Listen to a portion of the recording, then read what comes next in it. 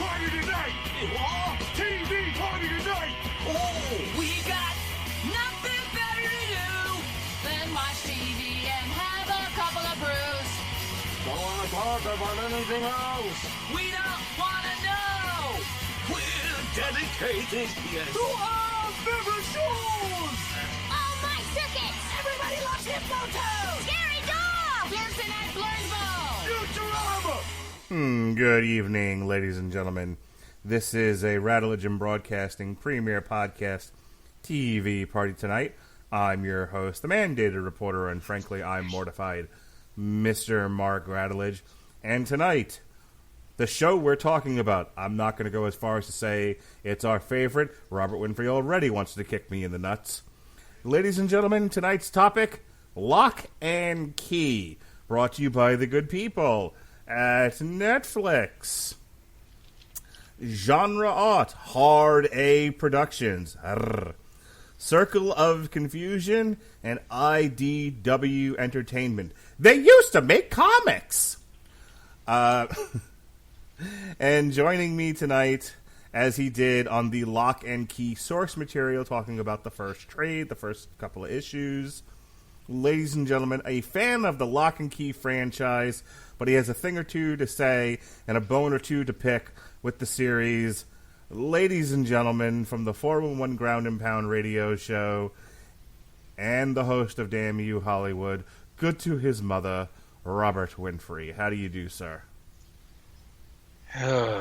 This is going to be one of those shows, guys. No. All right, in all seriousness, how did you come about the comic, and what about it made you such a big fan? Because I got some of the gist of it in that first trade, but you were like, no, you got to get to like issue number 18 to really get the full zing, the full zest. And I didn't get that far yet. So tell me, how did you fall in love with this comic book, and then why did this TV series break your heart in very general ways?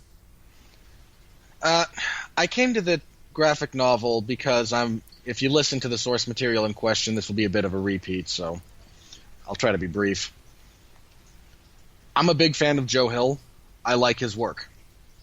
For those unfamiliar, Joe Hill is the pen name of Stephen King's oldest son, Joseph. I think his middle name is like Hillstrom. Oh, shit, I had no idea. Because you didn't... Okay, don't listen to the podcasts on your own network. Got it. I haven't gotten... Look, I'm still wading through all the Deontay Wilder, Tyson Fury stuff. Give me a break. That was 3 days ago. I have a job. Fair enough. So yeah, I'm a big fan of Joe Hill's work. I enjoyed Heart-Shaped Box. This is his debut novel.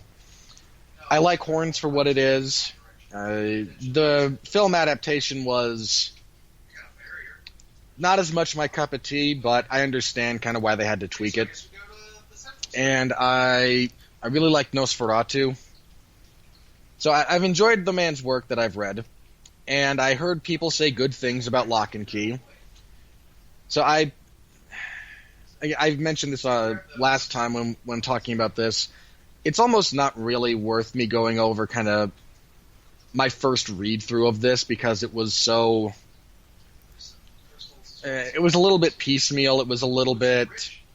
I don't like reading things as they come out like that. I'd rather be able to spend one night and just read everything. I'm a binge guy. That's kind of how I'm built. So my most recent rereading of it was about halfway through the first episode of the Netflix series. I wanted to refresh myself on things. So I figured I'd read the first volume, and that would probably deal with maybe not the first full season, but first few episodes. And after the first volume was done, I just kind of went, you know what? I got to read it all again. So I just reread the entire thing. And it's the reason I say you have to go a little bit beyond the first volume if you're reading. The first volume is very much an introduction to the characters and the setting, but it's also you don't really get into the meat of this story until, I think, Head Games, which is the next volume. And that's where more keys start showing up. That's where the siblings all come together and start looking and start experimenting with them. It's where the family dynamics start kicking off. It's where the characters start making choices rather than simply reacting to external stimuli. And it is a very tragic, very beautiful story about, again, the damage we suffer, the ways we cope, the ability to overcome. I mean, not really much of a spoiler. To overcome insurmountable odds, some of the costs associated with it. It's a lot about, again, very damaged people and how they deal, good, bad, and otherwise. And it is that, just emotional resonance and the fact that all the characters are very well developed. Even the villain is not so much mustache twirly as very kind of subtle and very slimy, and I mean that in the best way. So it's just got so much of what I look for in a story, and to cap it off, there's a lot of emotion that this story is able to evoke. And I think when you're able to kind of tread the line between being scary, being a bit of a tearjerker, and being a look at characters that feel very real, you're doing a lot right in that kind of situation. So it's difficult for me to articulate it better than that. Why I like the series. It's violent but not gratuitous. It's scary but not trite. It's got characters who are damaged and flawed but not grating. And it's got a story that deals with, again, personal loss. At times it's very intimate. At times it is quite epic and world-threatening. It's got a little bit of everything that I look for. So I can't recommend. If you think it sounds like something you'd enjoy, I can't recommend it enough. Now, flipping the script a little bit, this show is produced in the same vein, and we talked about this as sort of our pre-podcast prep.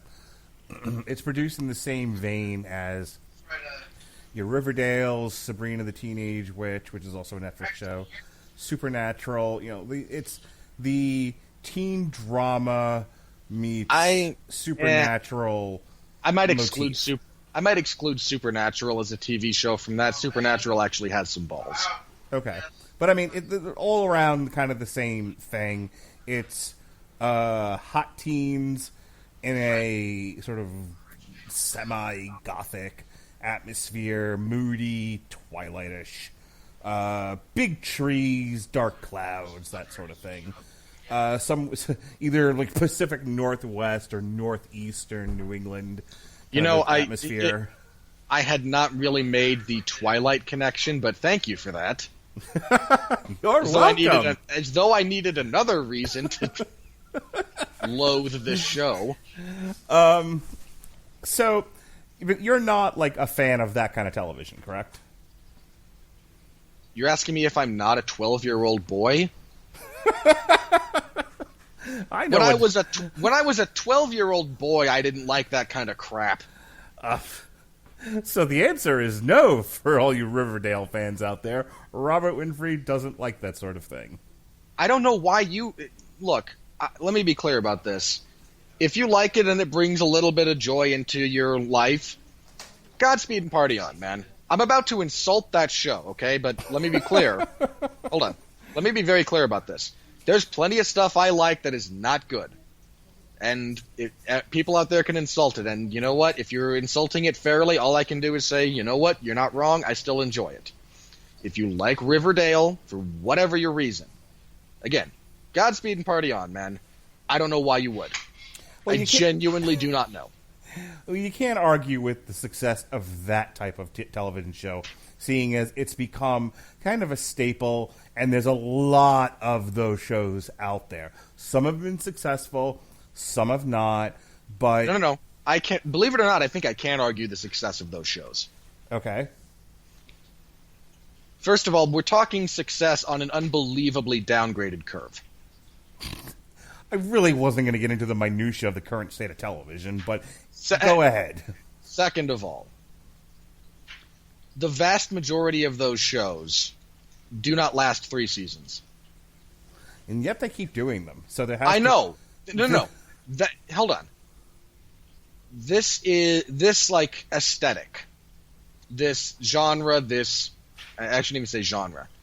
I think aesthetic is the right word.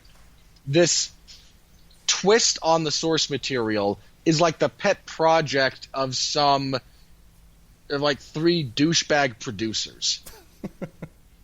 Because it's not that there is no market for it. Let me be very clear about that. There is a market.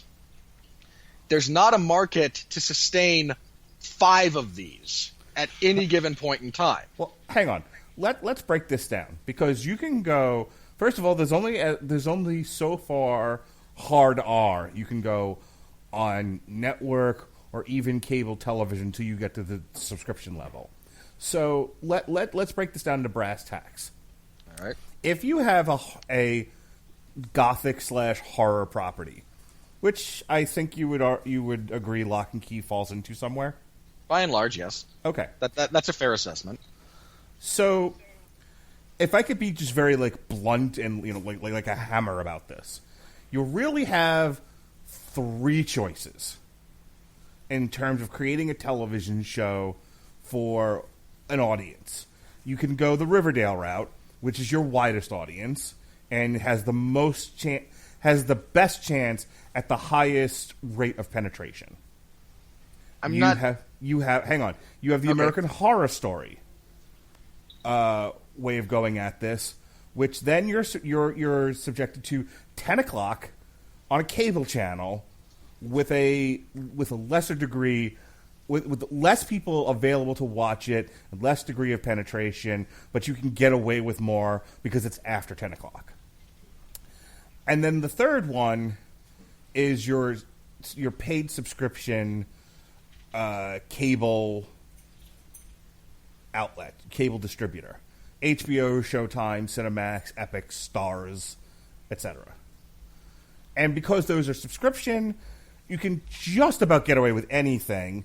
And I can't. What do you mean dude? You and I again, I'm not haven't watched a tremendous amount of Game of Thrones, but yeah. I don't think there's too much they didn't do. Well, I was thinking more of The Deuce, which was about hardcore pornography. I would, if you enjoy The Wire, mark it on your bingo card. You'll love The Deuce, because The Deuce is everything you loved about The Wire, minus the gang violence and more tits. It's great. I can see why you would like that. Yes, put that right on the DVD box. Okay, so it's The Wire, but for the adult film industry. That's right. That is exactly right. A gritty look at this seedy business that chews up and spits most people out. Yeah, it was great. The Deuce was 3 seasons of awesomeness, and James Franco playing twin brothers. Okay, I'm out. Oh, you bastard! You know my relationship to James Franco. Just not happening. Give season 1 a chance when you have the time. I don't necessarily need that in my life. Just throwing it out. Anyway, moving on. Jinx, you owe me a beer. All right, so I will never purchase alcohol. So if you're a television producer, if you're a content developer, those are your 3 avenues. And I think that unless you're looking at the property and going, there's no other way to do it than the American Horror Story or I'm going to call it the HBO way or the HBO way, I think most people land in the Riverdale way. And I think that's what happened with this one. I think once they decided, even though it was going to be on Netflix and they could get away with doing whatever they wanted on Netflix, because it too is a subscription model, I think because the streaming services, the goal is to get you to watch as many hours of this in a row as they can, and they're trying for the widest audience possible. I think Netflix tends to play it safer than they do experimental or groundbreaking edgy, that sort of thing. And Well- so I think that's what happened with Locke Key here. I think what annoys me about that, if I'm looking at it from a consumer standpoint, and bear in mind, I don't have all the numbers, so maybe again, there might be empirical data to prove that I am wrong. Fair play. I think that was my argument, but go ahead. And again, I think if we're talking about intellectually breaking down the three categories, you are essentially correct. I think if you look at Netflix's biggest hits, however, they actually lean more towards the experimental, grittier, darker side of things. I mean, again, if we look at Netflix television series, what are their biggest hits by and large? House of Cards, Orange is the New Black, original programming. Yeah, more or less. Those are the two big ones. Those Okay, are the hang ones on, that so- ran the longest. Okay, so House of Cards, which I don't know if you've seen it, Mark. It very much fits into the HBO milieu. Yes. Orange is the New Black. Again, same thing. I'm going to throw a few others out there that I think were largely successful for them. Luke Cage, which actually crashed their servers. Okay, well, that didn't need to be on HBO. That could have been on that could have been on the CW, quite frankly. No, no, not with that amount of the N word. Okay. At a minimum, that's the post 10 o'clock AMC kind of slot. You could probably get away with 9 o'clock on FX. Okay, but at a minimum, we are off the basic broadcast. Okay, fair enough. I won't argue that. I might argue Daredevil and Punisher, Again, FX. but Definitely 10 o'clock. yes, especially Punisher, like seasons both Punisher. Like, there's some stuff in Punisher. Yeah. So we've got all those. Witcher, which just came out. Do I have to say where that one falls? HBO.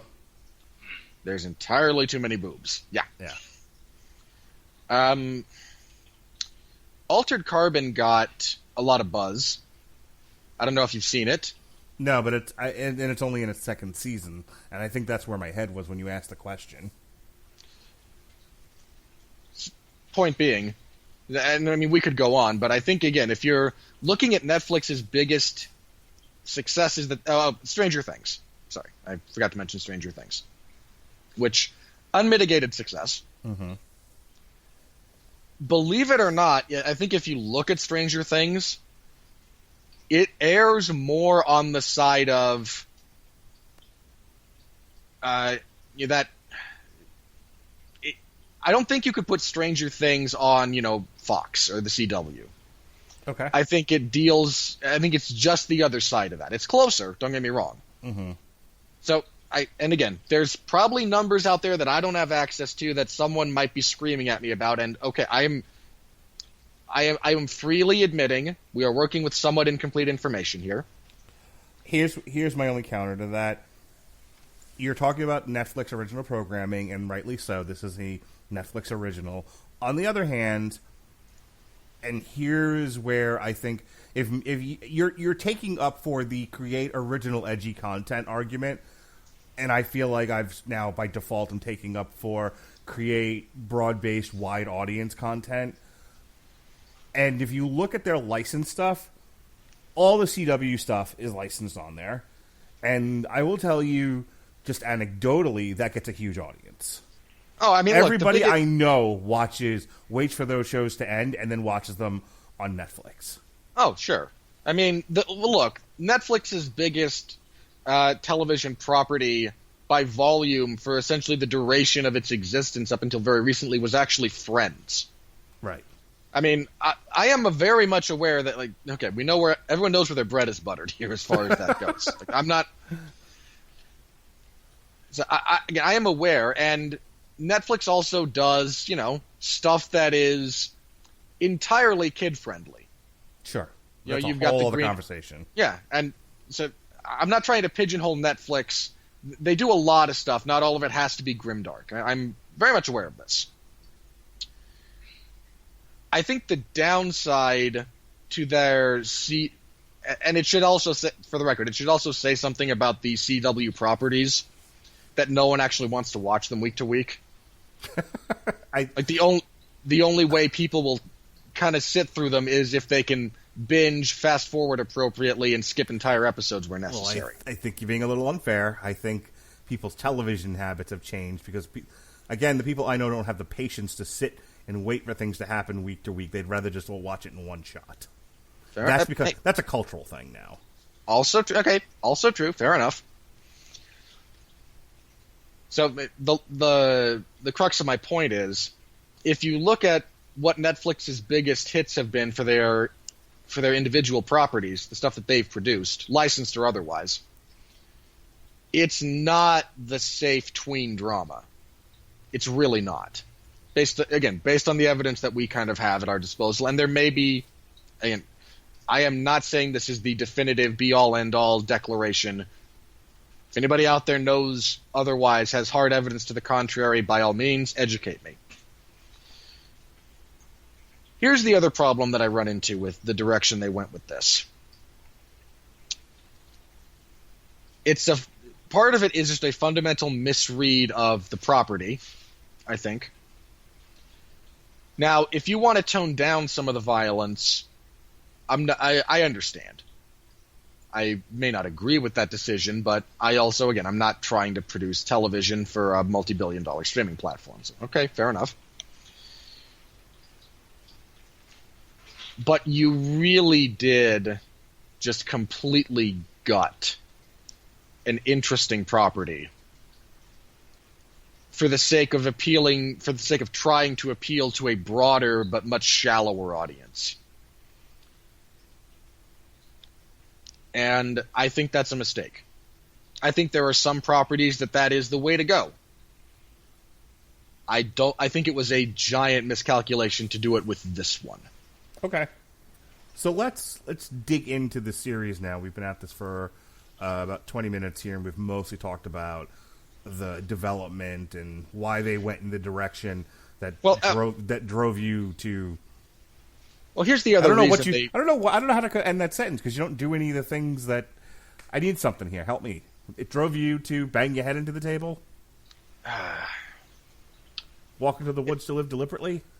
It broke my heart. Fair enough.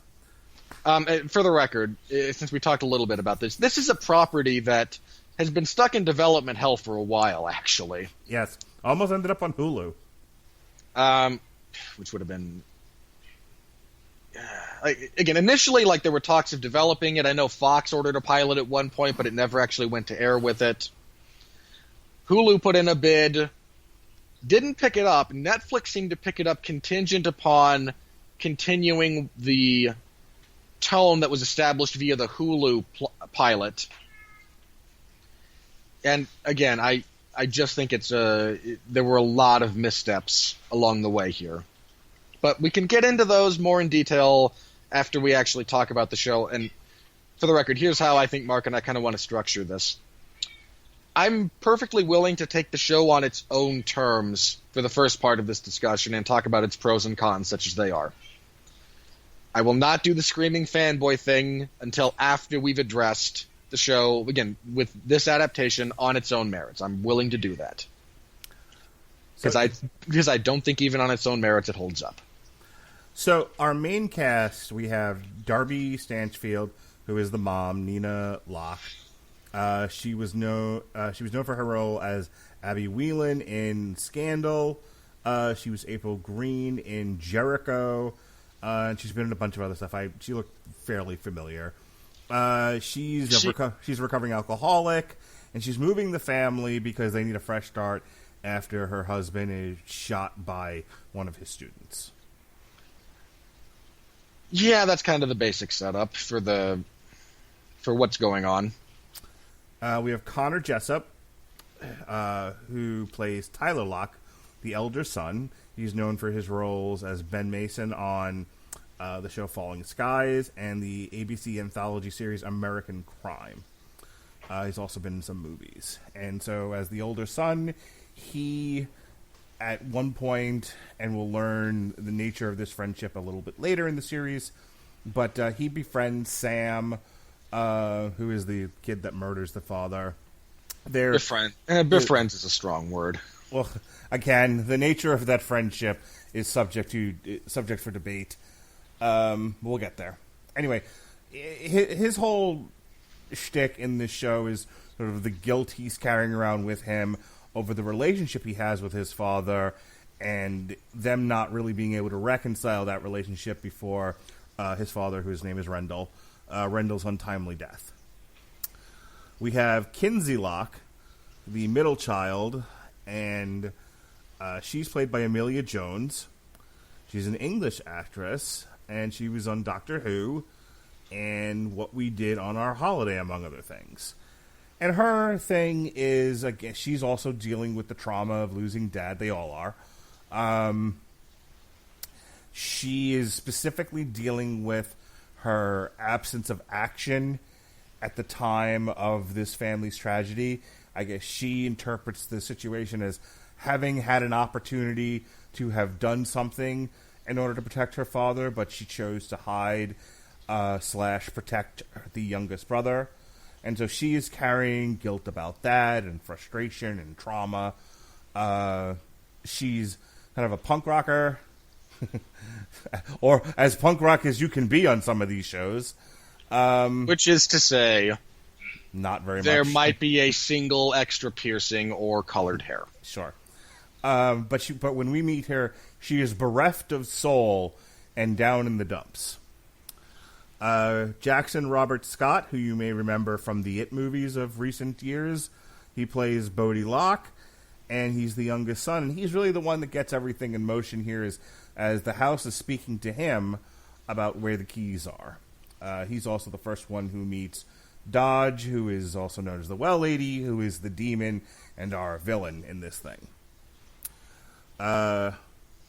We have Patrice Jones as Scott Cavendish, a British student filmmaker at Matheson and the love interest of Kinsey. The lovely Lesla de Oliveira as Dodge / the Well Lady / the Demon. And then we have Griffin Gluck as Gabe, who is a new student at Matheson Academy and another love interest of Kinsey. Terrific. All right. So, first couple of episodes, the way that these are structured, these 10-episode seasons, there's always the first 3 kind of introduce all the elements and get the rising action started, and they're always their own little mini arc. And I would say this one largely keeps to that. The first 3 episodes introduce the family. They introduce what happened to the father. We get to the house. The house is its own character in this thing. They introduce the magic of the house, which is there are these keys that do a variety of different magical things, and they seek to be found, like the Ring of Doom, and so they whisper to those that are that can hear them. We are introduced to Dodge, who's at the bottom of a well, and she's trying to manipulate her way out of there. We're introduced to Rendell's brother, who has survived him and is turning the house over to the Locke family. We get to see the school. We get to meet some of the friends who are going to play a bigger role as the series goes on. What did you think of these first 3 episodes, which are Welcome to Matheson, Trapper Keeper, and Head Games? They're rushed, even by 10-episode season standards.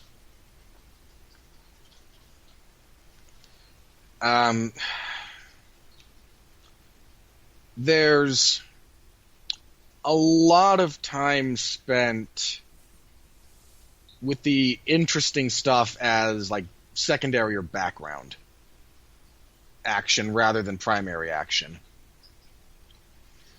There's a lot of time spent, hey, we're new teenagers at a new school. Okay, look, we all know that sucks. I don't need 40 minutes of it. I really don't.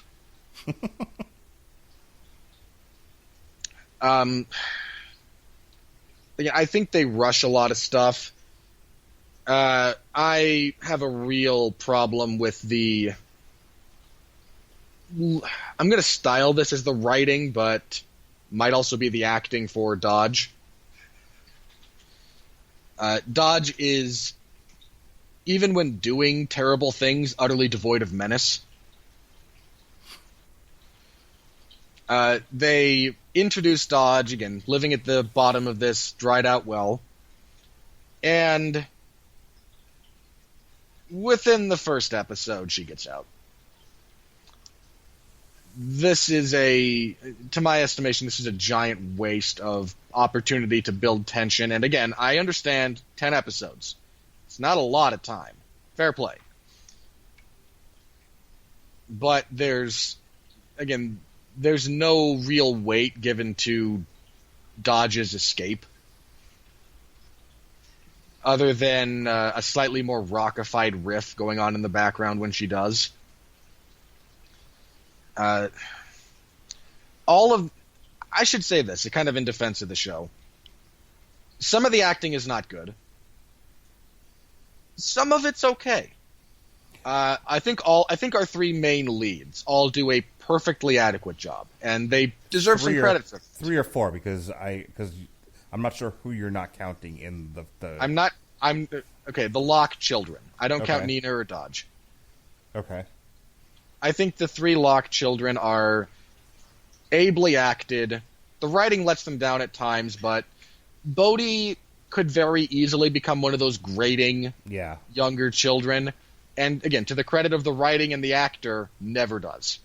Yeah, I actually thought he plays the character with earnest, and he's not annoying. You know, of course, the poster child for bad acting in a feature role is Jake Lloyd. And Jake Lloyd he's so pitchy in The Phantom Menace. He's not well directed. It's just, you know, he's one of the more grating performances. And so that's like, and so I'm always looking for, is it more Jake Lloyd or is it more, and I'm trying to think of like, you know, at that age, that, you know, a character that really hit, because we've talked about it quite a few over the last couple of years, where there are some characters that are great. You know, the one girl in Dumbo we thought was terrible also. But on the other side, there have been some fairly good child actors who are given pretty decent material and are able to at least keep the pitch stable and interesting and aren't grating.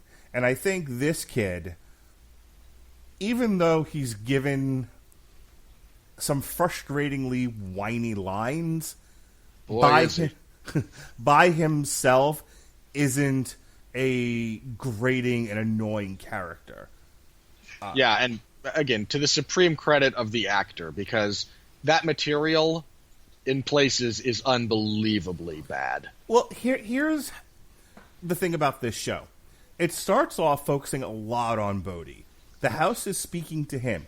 He's finding the keys. He found the well lady. There is no show if Bodhi never makes it into that house. And then the show forgets about him for large portions of it to focus on the teen drama of Kinsey's life and what's his nuts? Tyler's. I want to make sure I had the character name right, and not the actor's name. And Tyler's life. And while they're both processing grief and trauma in their own ways, Kinsey is depressed. Tyler is also to a degree depressed, but he's handling it differently than she is. You know, she's, like I said, given up a part of her personality. Her spark is out in these first couple episodes. Tyler, by contrast, is acting out in terms of like drugs and alcohol, and generally being a douche. And again, if you want another example of just how unbelievably pedantic this show is, the closest we get is seeing him come in bleary-eyed and Kinsey going, you know, I'm only going to cover for you so much about this. Well, I brought this up earlier, and you kind of went for shame, but to the credit of the series, which I know it gets a bad rap because vampires shouldn't glitter, but for the love of Christ, let's all grow up just a little bit, and let's deal with some of the things that were good about Twilight. Let me continue. The second movie... Your point is fine. The second movie where, you have this girl who has given her heart and soul in its entirety to this boy, who is also a vampire, and he is gone with no other explanation than, this isn't going to work, I'm putting you into... He's essentially doing the, I don't know if Superman's the right character in this example, but we can't be... Spider-Man, even better. Spider-Man from the Sam Raimi trilogy. We can't be together. I'll put you in danger incessantly. You're better off without me. Goodbye. And she's like, no. And there's a whole sequence where like a year goes by, I think it is, because this shows like the passing of seasons and whatnot, where she's just in this chair and the camera's rotating around and Kristen Stewart is doing her best sad face. And I actually really, it's one of the things that I remember about Twilight and one of the things that stuck with me, that whatever brokenness was inside of her when she met what's his nuts Pattinson's character and seemed to have been glued back together is utterly shattered after he leaves her. And that's what that scene was about. And I thought it was done in a mostly artful way for that type of movie. There's nothing like that here. It's literally, it's as flat and as, you use the word pedantic, as Kinsey's doing a thing over here. Tyler's doing a thing over here. Notice that they're different? Okay, let's go over here now. And that's a lot of this show. It's this doing a thing here. He's doing a thing there. And it feels like some loosely connected skits and not so much a cohesive narrative. And that's one of my biggest complaints about this show, is that a lot of it's not real tied together well, and it's not done in an interesting way. It's all very flat. And then at the end, and we'll get there, but I want to address this now real quick. At the end, it feels like Wonder Woman, where like, well, we got this far, but we have to defeat the monster in some way. Well, what do you got? I guess we'll have a big fight. And I like the very last episode because of how it deals with what really happened to the demon, and it's a lot, it's very... I hate that episode so much. It's very The Usual Suspects, as they walk you back through all the other stuff there. I mean, they were trying. They didn't succeed, but they were trying for that. That was a screenwriter that went, hey, The Usual Suspects. Remember, this was on Cinemax last night. I finally rewatched it after 3 years. Maybe I should put a scene like that in. Like, no, that is... The Usual Suspects goes out of its way to earn that. Sure. This movie tacks it on because you saw it on television. It's another example of, we don't know why this worked, but we loved it, and so we're throwing it in there. Yeah. But to your point, I think the actors are rubbing up and struggling against very flat material through most of this series. Yeah, and again, they are, to their eternal credit, they do the best they can with this Drek. There's a really funny Family Guy episode where... no, there isn't. Where they're doing... I'm just going to keep plowing forward. It's one of those ones where they're having fun with a theme. So they've done episodes like that before, where one was 3 directors, where it was Family Guy presented by Quentin Tarantino, Michael Bay, and the fucking... God, who was the middle one? It's the one with all the Bill Murray movies. Come on, help me. I don't know. No, you know. I do not. The family, the big family. Damn it. That's really not helpful. The Big Family? Shut up. Give me a movie. Give me one movie this person's been involved with. Okay, they didn't reference this movie, but he's the director of it, I believe. Okay. The Life Aquatic.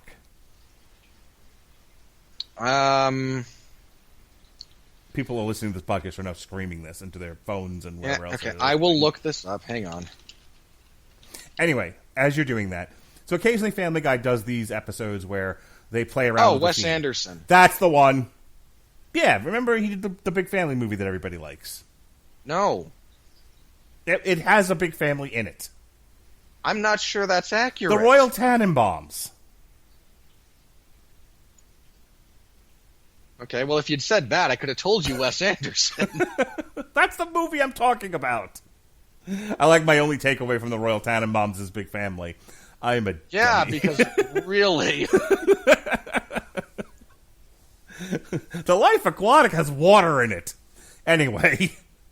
I mean, there was the Jarling Limited, the Fantastic Mr. Fox, the Isle of Dogs. Nope. None of those None register. of which you have seen, I'm sure. I have seen The Life Aquatic, thank you very much. I meant the others. Okay. Anyway, one of the... You have not seen. Okay, fair enough. Not a big Wes Anderson fan. Fair enough. He's not for everybody. That's very true. So the Family Guy in question is, this is one where they've got a test audience and they're pitching different ideas. And the second idea that they have is based on the kind of genre that we're talking about here. You know, like the teen supernatural. I think they're actually making fun of supernatural in the actual bit. And so the theme is... It's like, it's a sexy story, it's dark and it's sexy. And at one point, it's raining, and there's like, it's sexy rain. There's a long way to go to get there, but I bring it up because that's certainly what they're going for in a large part of this, where, you know, you have to say that you have a very good-looking cast, who I think most of them are doing as best they can with the material. And I mean, like, even the secondary and tertiary characters in this thing. Everybody is a very pretty person. They're all doing well with it. No, they're not. Okay. There's somebody in the cast that you're like, ugh, why are you in this and not, you know, a greeter at Walmart? Yes. Okay, who? Again, the chick who plays Dodge. The Really? guy who... Yes. You're an insane person. There are so many people that I think would have been better suited for that. Okay. She is utterly devoid of menace or malice or... Well, the exact phrase was she's pretty. Are we having that argument again? I Where do you not and I find her define attractive. pretty. Okay. Okay. For the record, I do not find her attractive at all. You're not into Mediterranean girls, eh? I'm not into this one. I can tell you. Look, I can't speak for all Mediterranean women. I can speak about the one that we're talking about here. No, she doesn't do anything for me. The guy who plays her as a boy.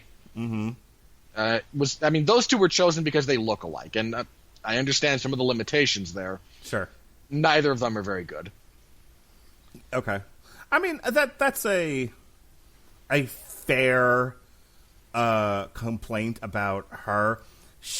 I think her, but I don't think that's all her either, because that's to the degree that she's in a lot of this show. So if she's giving a performance that kind of stays on the same wavelength, and you're keying into it, going, well, that's not a very interesting performance. Again, I don't know how much of that's her fault and not the fault of the directors of each episode that said, do that, that's fine.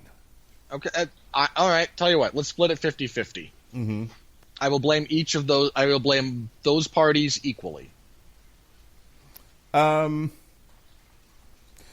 just to move off at this point, I think you have a mostly good-looking cast who is mostly doing okay with very flat, interesting material. I might push back on that, but I don't want to get bogged down in the weeds. There's not too many actors in this who are. No, there's actually a few. Now that I think about it, that are just terrible. Who else didn't you like? Oh God, I didn't like Gabe. I didn't like the guy who played him. I didn't like the way he was written. I didn't like the way he was acted. I didn't like the way he was edited. None of it. Gabe was the white kid who ends up being Dodge at the end, right? Yes. Okay. I did not care for this version of Ellie. Okay. I mean, she exists. It feels like she exists only in this series, only to in the last 2 episodes dump exposition. Yeah, that's one of my complaints about this is that so much of the. So here's the thing. I don't feel like we got enough of the house, and I also don't feel like the house is properly menacing, or particularly magical as it's supposed to be. Like, I never got a sense of either dread or wonder from the house past the first episode. After that, Yep. It's just a setting. It might as well have been the coffee shop in Friends. You are not wrong. And I think that sucks. Because the idea of this old, creepy...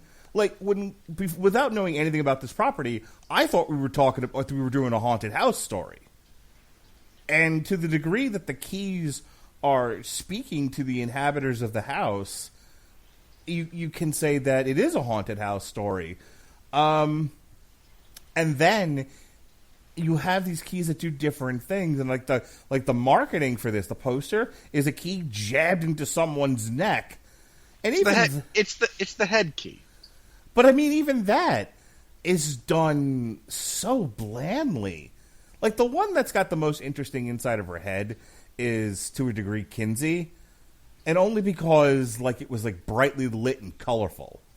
And so if you're not going to give me something more gothic and interesting, in a haunted and creepy setting, then give me lots of color, which they did in spades with Kinsey. I'm not sure why they chose to have the head key operate the way they did in this space. I can tell you how it works in the novel, or in material, because I think it works better. Okay. In my opinion. The head key actually pops off the top of your head. And you can see inside, and you have you can see your memories, you can see your psychoses, you can see your issues, and they're all represented differently. And it's a lot creepier. Sure. To, detach the top of your skull like you've had your brain removed as part of an autopsy. And to literally look inside your head and go, oh, there's my fear. Oh, there's my memories, and et cetera, et cetera. And I think there's just the right hint of body horror there. That, oh, look, another door, and let's go wander around this place, just does not convey. Do you remember in the movie Poltergeist when Craig T. Nelson is like shaving in the mirror, and he at some point he starts tearing off his own face? It's not Craig T. Nelson, but I know the scene you're talking about. It's Craig T. Nelson. It's not. It's one of the other paranormal investigators that's there. Oh, it's not him? Okay, but he is in the movie. He's the dad, isn't he? Yes. Okay. It is not his character that does that. I only know that because I'm me. And I remember that kind of stuff. I thought it was him, and I'm not going back to watch Poltergeist anytime soon to correct you on this. But yeah, that's a really good example of like fun, horrific. It stayed with me for 40 years, body horror. And I just bring that up as, boy, was there a lot of ways you could have done this to really make it interesting. They chose the inside of a girl's mind is a mall. Well, and the inside of Bodie's is a arcade, and the inside of that lady who's had a stroke is it's the old library from high school, but it's overgrown with weeds because brain trauma leads to that thing deteriorating, I guess. I don't know. They make so many choices about this that are just the worst possible option. Well, they did it because I don't want to go over the same material again. They did it because any one of the other options to make it a little bit more intense or frightening would have driven people away from the series. Well, and again, okay, look, to be clear, when I say they make the worst possible choice, I'm not saying I don't understand how they got there. I'm Okay. not saying these are not drunken chimps throwing darts. Okay. So what this leads to, and then I want to move on to the next couple episodes, is they confront Kinsey's fear, and it is Kinsey's fear that rules her up until this point. It was Kinsey's fear that took over. In a situation, look, how many of us are charging a lone gunman? Maybe you, maybe me, but most people not so much. Dude, well, let's be clear. Neither you nor I would probably do that. And so she's what, 14 when that scene takes place, maybe 16. 16. Well, sometime after they show up at Matheson sometime after that. So, the impression I got was there had been several months that had been taking place. So, not that I'm saying she was significantly younger, but I feel like some time had passed before they showed up at Matheson. Anyway, she's still a young gal, and she's trying to protect her younger brother. And there's a guy running around with a gun in the house. And so she's rightfully afraid, but she beats herself up over it. And this is the good stuff of the series. I don't want to say it's all bad. The stuff where they're wrestling with guilt, I think those actors handle those things well. I agree. I think the narrative about how trauma affects your interactions, and as somebody who works in the mental health field, these were things I keyed into and I thought were interesting. You know, how trauma affects your decision making, how it affects your relationships. I thought that was all handled pretty well with a fairly deft hand, considering that's not the major thrust of this thing. It's a part of it. For the record, I agree with you. And I think my big disappointment as it pertains to that relative to this series is my expectation, because I know the source material. Mm-hmm. And I think that deals with it in... I mean, I hate to say better and just like as some kind of like broad quantitative statement, but without sounding better. flip, books are for burning, and we're just talking about the television show. At the moment, yeah. At the moment. So, having not had read the source material up to that point and just focusing on the TV, I thought, given how Hollywood tends to treat mental illness and trauma and depression, some of these are interchangeable words. I actually thought it was treated respectfully and deftly, as opposed to some of the other stuff that's out there. For the record, that yes, completely agree. On the other hand, then they have the fear monster. Yeah, which I'm watching this and I understood with the words coming out of their mouth and the explanations that are given for what this thing is and why it's doing what it's doing, but when you complain about they went with the most middle-of-the-road mayonnaise, white bread, uninteresting way of doing almost everything, I think this is probably the worst offense. If I might offer what they do in the... Because that's, again, for the record, the Netflix series draws its material from the first 3 volumes of the source material. That would be the Welcome to Lovecraft arc, the first volume, Head Games the second, Crown of Shadows the third. That's chiefly what they draw from. Mm-hmm. What they do, I much prefer what they do in the book, and again, that's all set up slightly differently. Kinsey opens her head and can look inside, because the way they have your body kind of goes slack, but you get this extra avatar that can travel into your own head. The top of your head pops off, and you get an avatar that can look in and then interact with the stuff in your own head. So you can pull stuff out and you can put stuff in. There is a bit where Kinsey expresses her distaste for crying all the time. And what she winds up pulling out of her own head is her fear and what she describes as her ability to cry. Now, Mark, what do you think happens to someone who suddenly loses their fears and their ability to express themselves emotionally? You're going to make a lot of very dangerous decisions. That's correct. And that's where the source material gets to play around. And that's the space it gets to play around with. Here, I would have, believe it or not, first of all, the presentation of the fear monster is unbelievably stupid. Yeah. Like- that was more of what I was keying into. I was going to deal with her, in the absence of fear or the ability to express sadness, she made pancakes and dyed her hair pink. Part of her hair. A few strands. A little lock. Pink. Again, if you go into the source material, she becomes very reckless. She actually advocates for Bodhi's fear being removed, and Tyler's response is, Kinsey, he's 8. He'd kill himself within 24 hours. You at least have the intellectual knowledge not to play in traffic. Just picturing either one of my children without the ability to, without fear or without sadness, and they would, again. Kinsey has a great arc throughout the novels. I can't stress that enough. But here, so not only do we have the fear monster, which is just the same actress in slightly different makeup, and that unbelievably trite kind of sound effect. The more interesting component of that for me from the novel was, hey, she took out her sadness, which is a key component of how she can connect and empathize with people. And again, this has serious consequences for her and those around her going forward. They try to play it off a little bit here as well. She's not afraid. That means she's not afraid of saying things. Ooh. No, removing your fear doesn't turn you into a flaming jackass.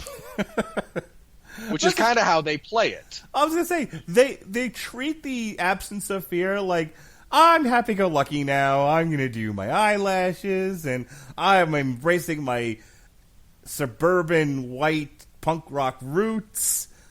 And I'm looking at that going, that's not how any of that works. It's None really of it. not.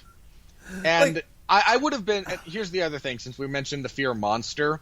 Tell you what, I'll save you guys so much effort and could have made this so much better so quickly.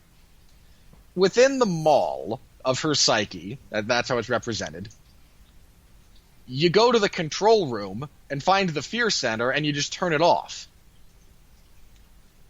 And congratulations, now you're not dealing with something as unbelievably stupid as a full human-sized manifestation of your fear being physically present in the world, running out through the woods, not living deliberately, and clawing up other teenagers. And here's the thing. They might as well have said, this is my Deus Ex Machina that I have let out, because they use it to solve certain plot issues throughout the series. Like, this thing is hanging out in the woods. It's not eating campers. It's not causing any problems. It's just waiting for the script to say it shows up again. Yeah. It's literally waiting for enter laughing.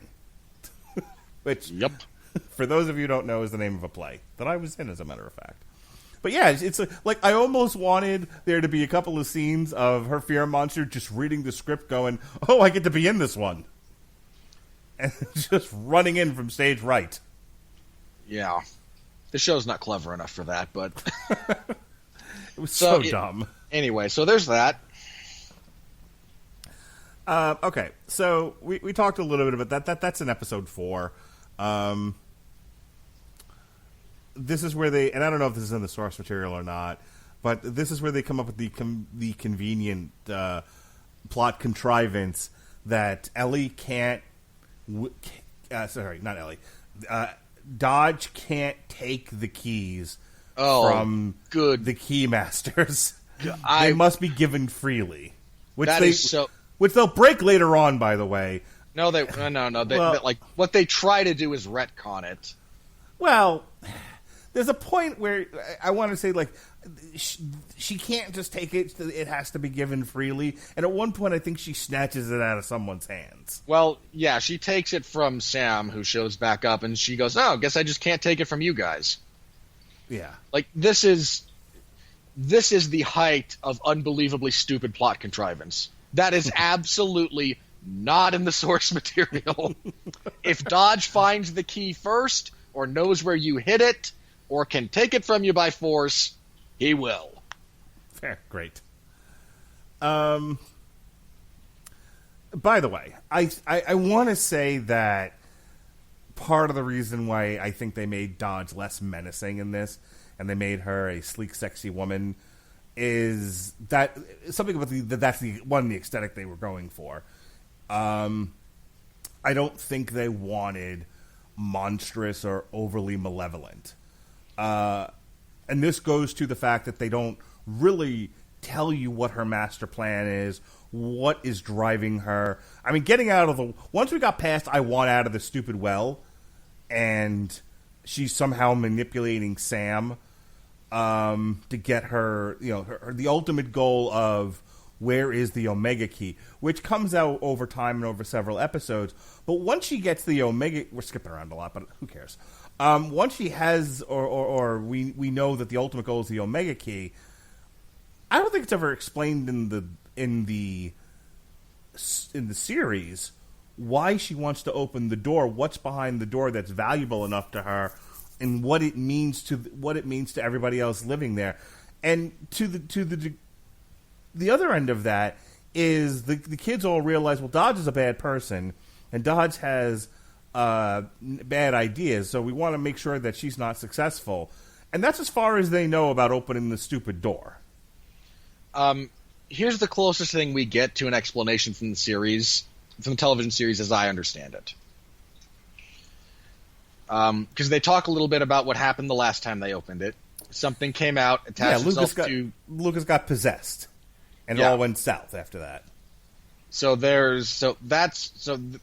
The assumption I think everyone kind of operates on, even though none of them actually have the ability to enunciate this, because for some reason they didn't want to actually put it in the script. I don't know why. This is unbelievably poor writing, for the record. The assumption is, if you open the door, more demons will come out and possess people. But why? Look. Okay. Okay. Do you want me to tell you what happens in the source material? No, I don't.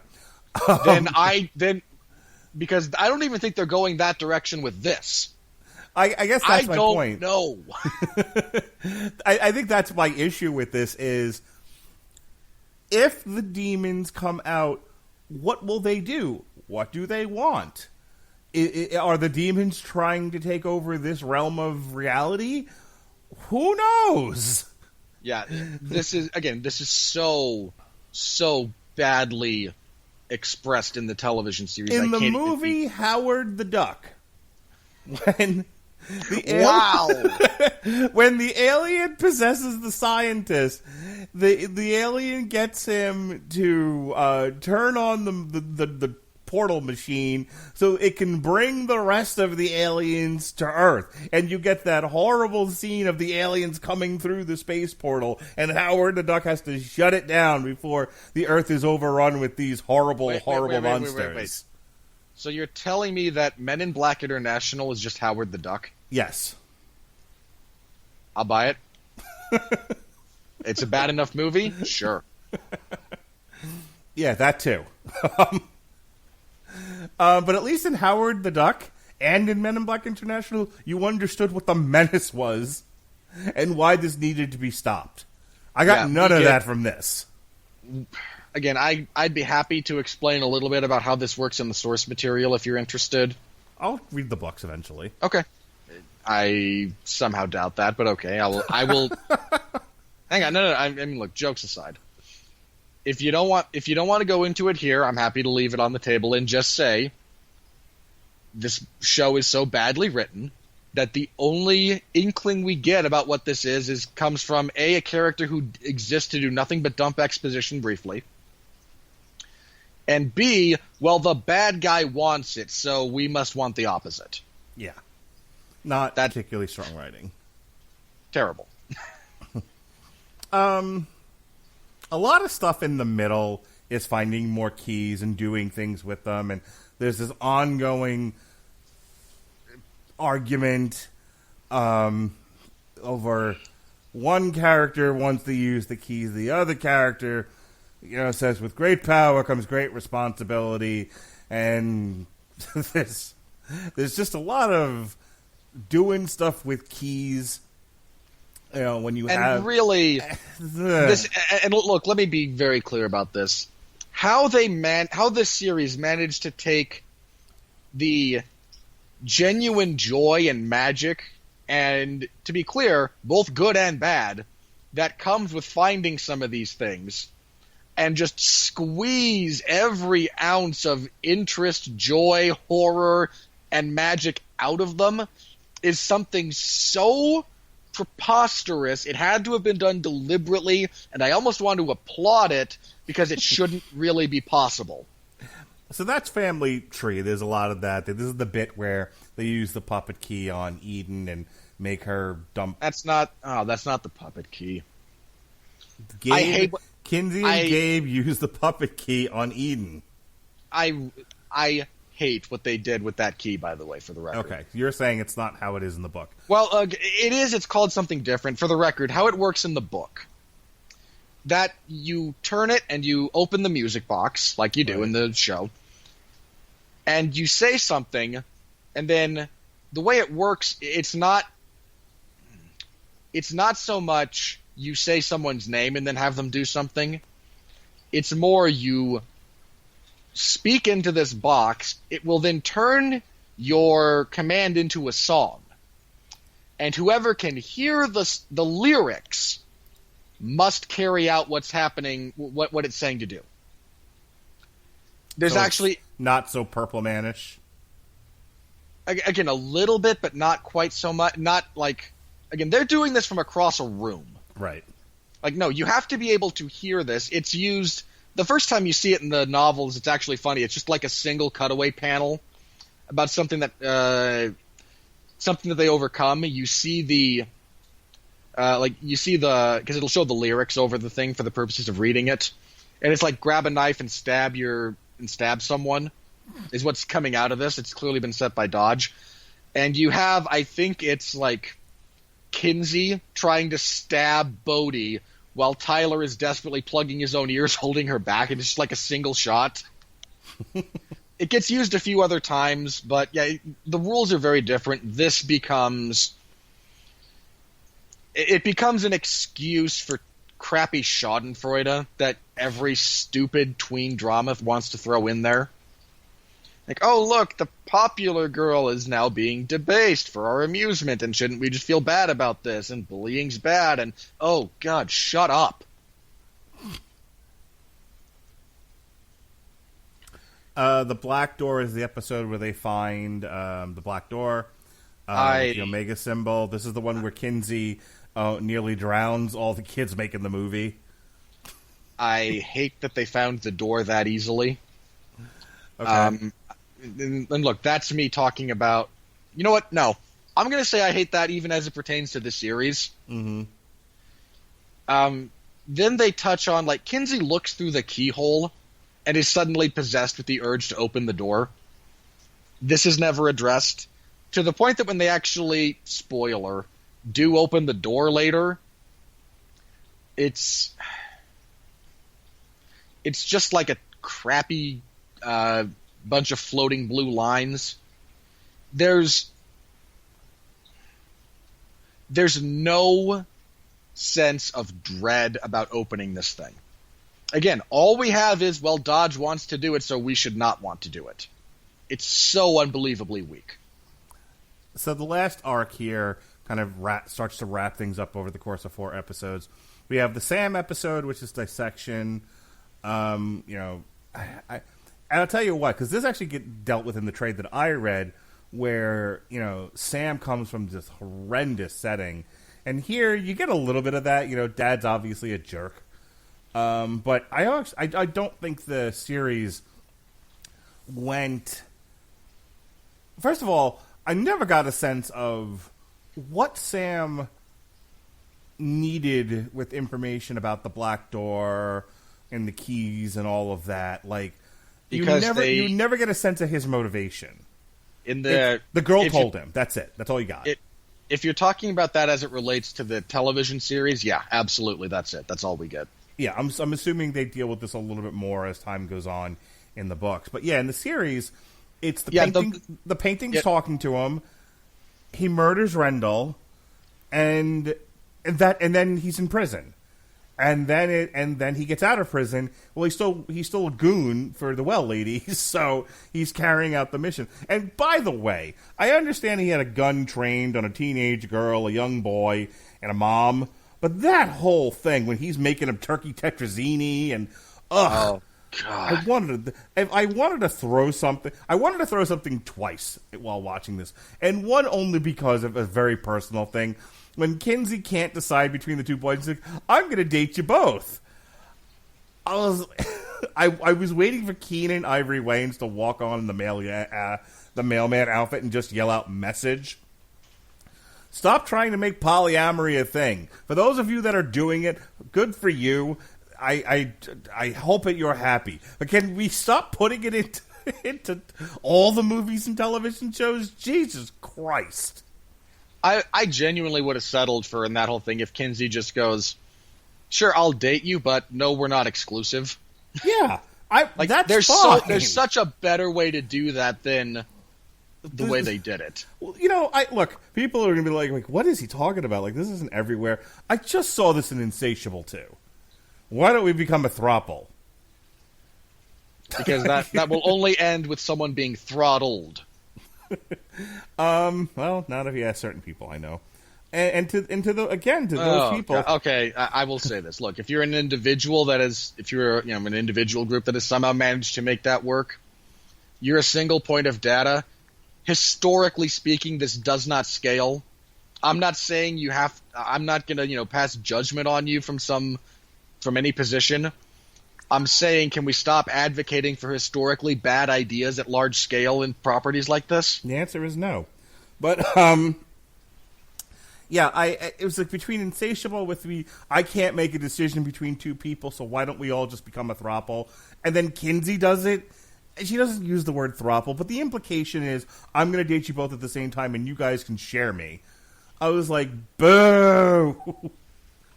So that was my first issue, where I almost threw something at the screen. Yeah, okay, and, this is one of there's only a few bits of this that draw from the first, from the first volume of Locke Key. They barrel through it they barrel through most of it in the first episode, then they bring about Sam, kind of re-emerging later. So now bits of my pain with this, because please, by all means, explain to me how you get from Sam in the source material, this, again, does terrible stuff. He's like deranged in the source material. And terrible stuff. However, they also do enough to kind of about his situation to kind of make you, I wouldn't say understand, but I think I phrased it this way. He is just a creature to, on at least a little bit of a level, be pitied. Because this guy never had a chance. He was very bright in the source material. That's never actually addressed. He's just awkward in the series. And I don't know, is the assumption by the writing staff that, well, he's awkward, therefore he must be smart? Yes, is that all the awkward people are autistic?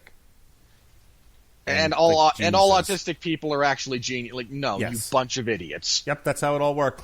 You saw Predator. That's how it works. Do not bring up that movie to me. All awkward people are autistic. All autistic people are super geniuses. And all super geniuses have instant hacking abilities. Duh. Can we not, please? So, again, point being, you now get a little bit, you now have, at least for this little bit, a direct one-to-one comparison between Sam showing up in the material, locking Nina and Duncan in a wine cellar, and saying, hey, I guess I'll go shoot your kids now if you won't tell me what I need to, and, maybe one of them will tell me and I won't have to murder them. Just mocking this poor woman whose husband he already violently murdered. And this guy showing up going, no, eat your dinner. Go eat. The worst thing he does is when she says, I'm a vegetarian, he says, eat around the meat. Oh, how fiendish. Yeah. I hate that. I genuinely hate that scene. Again, even if I divorce myself from what I know of the source material, it's such a horribly constructed home invasion style sequence. I can't get around How it. trite is it that Tyler is able to finally reconcile his guilt about having said, if you ever kill your parents, make sure if you ever kill your dad, take mine out too. In obvious sarcasm, and then he shoots his dad, and he immediately... This is the conclusion a 5-year-old jumps to. Not a 16 or 17-year-old kid.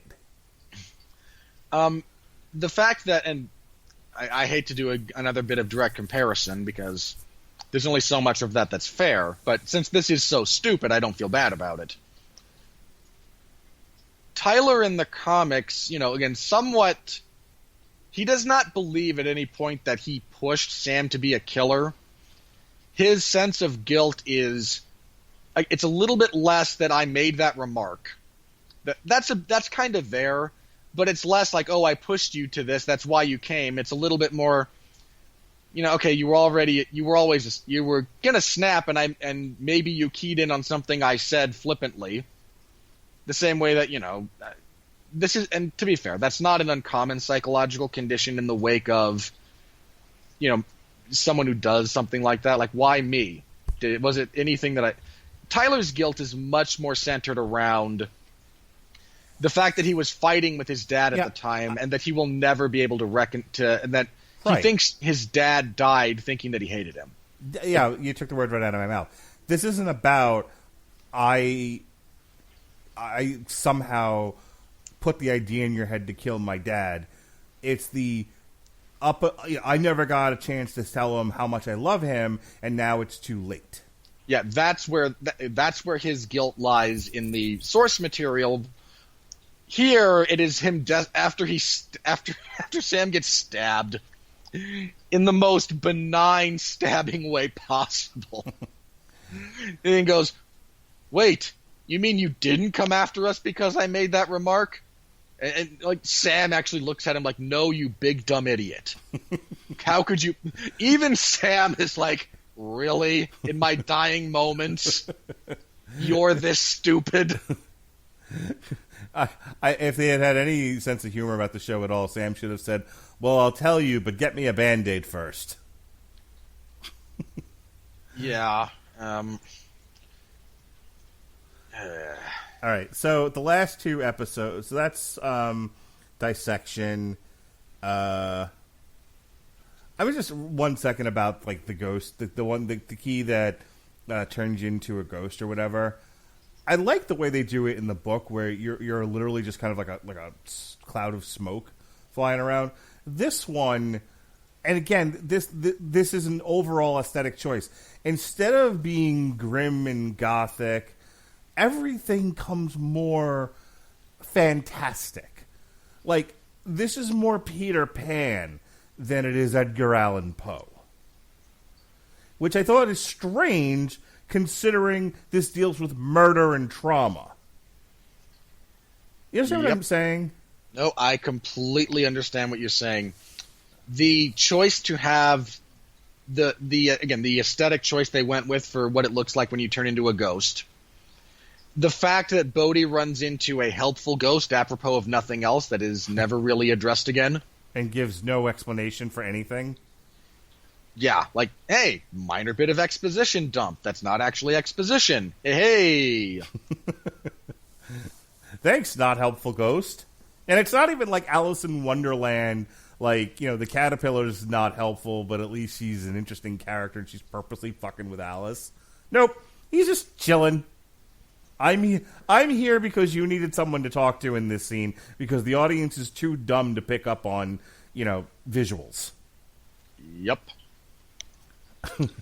The last 2 episodes are your 1 and 2 part season finales, where the crown is introduced. The key for the crown is connected to the crown. The crown gives you superpowers to where you can control shadows. Is it this dumb in the book? I gotta ask. And do me a favor. Use this as an opportunity now to transition into all your hate. Just shower me in your hate essence, Robert Winfree. But is it this dumb in the book to where they can defeat the shadows by turning on the lights? Yes and no. Let me qualify this. Am I wrong in thinking that's dumb? It's really dumb the way they do it here. Okay, explain. In the novel, okay, first of all, there is nothing nearly as unbelievably stupid as Dodge putting on the crown of shadows and going, "Hello, darkness, my old friend." Oh, I needed a cover of the Simon and Garfunkel song at that point, and I'm pissed that they gave her that line, and I didn't even get the little bit of the strumming of the guitar or anything. No, you get, like, again, one of my things that I really, really hate about this is that it goes the CW route right down to, hey, here's a somewhat recognizable song you can hear on the radio. I want to say it's like Disturbed or somebody who did a cover of The Sound of Silence. Oh, yeah, they did, I've accepted which I love. that. I love that Disturbed cover of Sound of Silence. I think it's better than the original. Let's not go insane. What? Hang on, what's insane about what I just said? The original, first of all, is far superior than that. The cover. original is absolutely not. You're an insane person. How dare you, sir? Look, first of all, I don't like Simon and Garfunkel. Second of all, look, I can dig folk music, believe it or not. I'm sure you can. I think that song works better with the styling that Disturbed brings to it. Not to say that the original is awful, but which do I prefer? It's one of my dad's favorite songs, I'll have you know. The song he very much identifies with. This means nothing to me. How dare you? So anyway, point being, there's nothing that stupid. Second of all, the shadows in question, they take different forms, a little bit like they do here. But what's so scary about the shadows is they can interact with you physically, but you can't interact with them physically. Like, Tyler tries to punch one when they first show up, and it's a little bit like he's trying to punch through like a kind of liquid. Like, there's no substance to it. He can't influence it at all, but it can, wrap him up, drag him around, etc.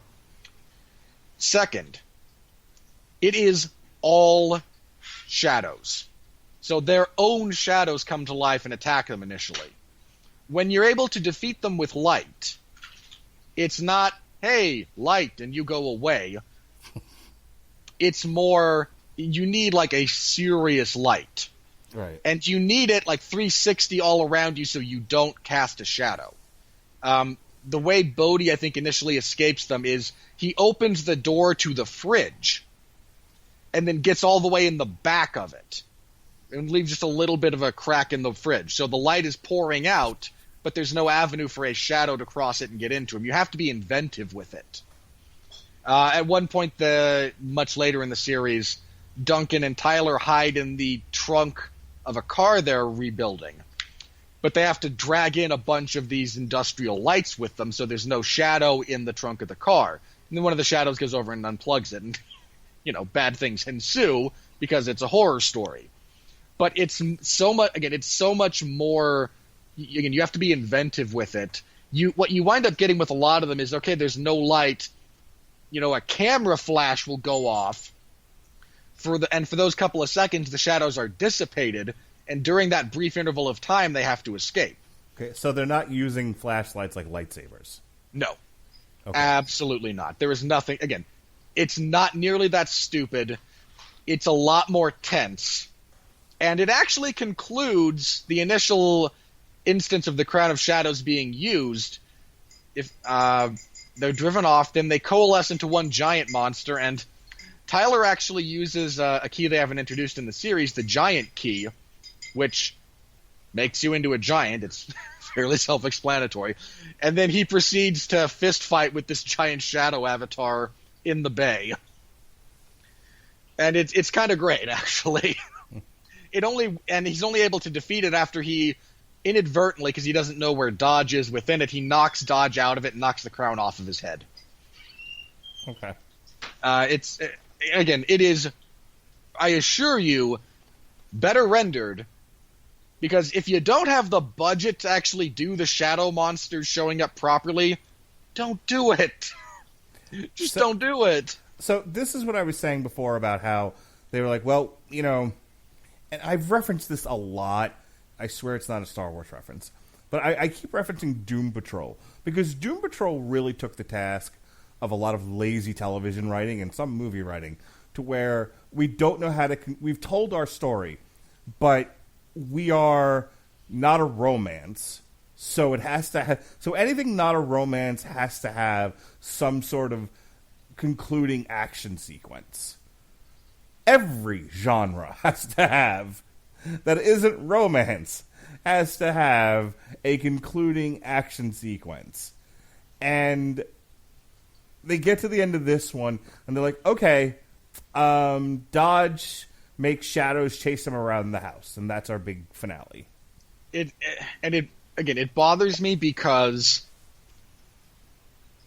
it could have been done so much better. They just do it in such a very lazy fashion, and I hate that the source material gave them that as a way out. Like, again, the Crown of Shadows is in the book. It's a very powerful weapon that is used. Mm. It's just used better because there's actual thought put into it. So here's the other thing. Okay, so she put the crown on and chased the kids because they had the Omega Key. That was the whole purpose of that, right? Yep. Okay. And it didn't work out. But she came with an ace in the hole, you see.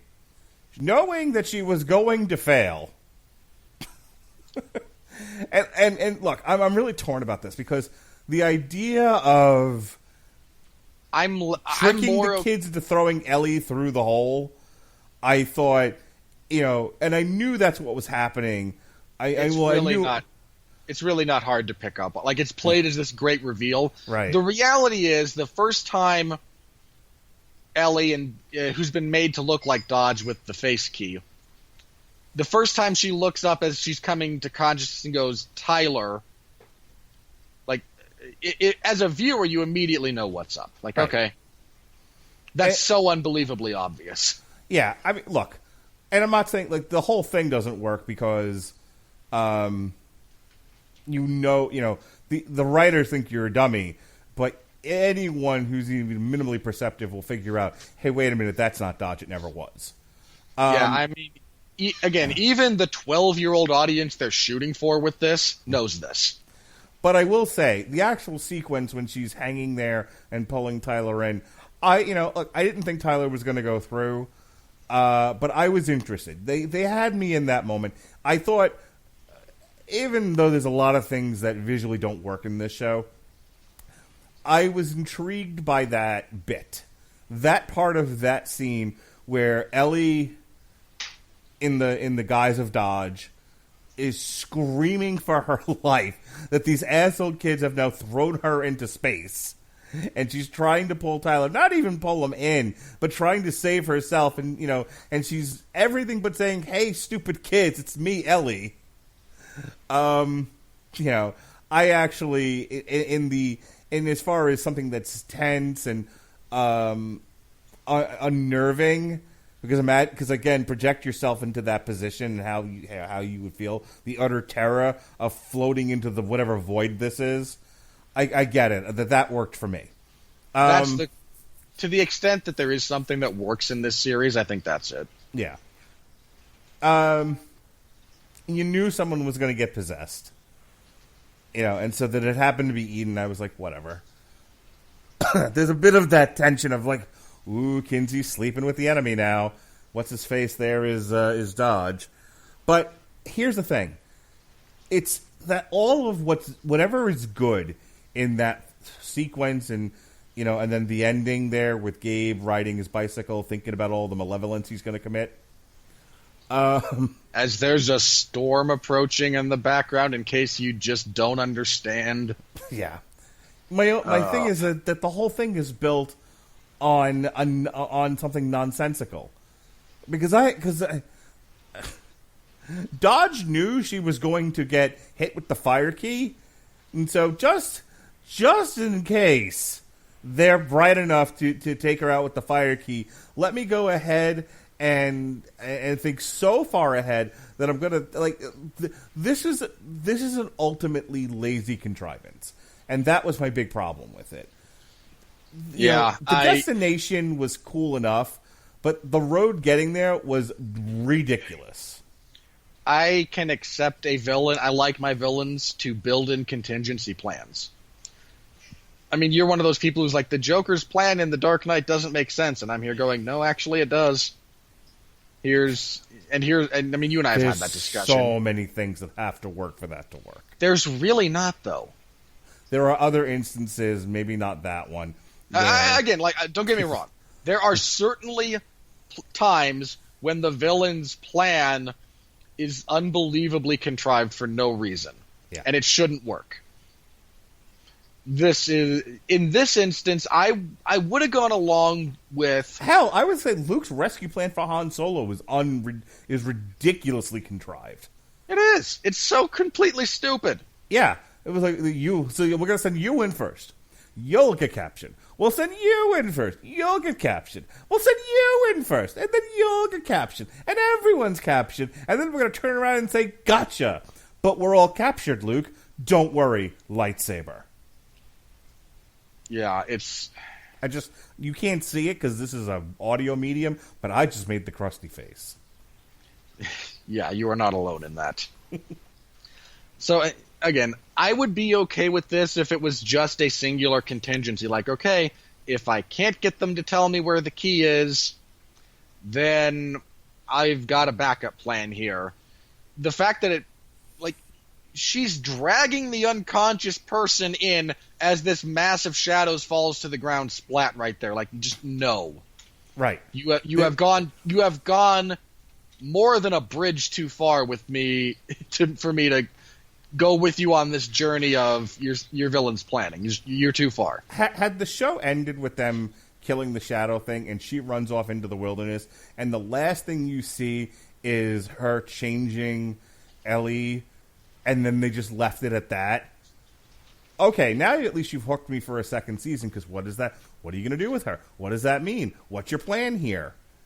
And they open with Dodge is now taking a new form and blah blah yakety schmackety, and we don't throw somebody into space. I think it works a little bit better.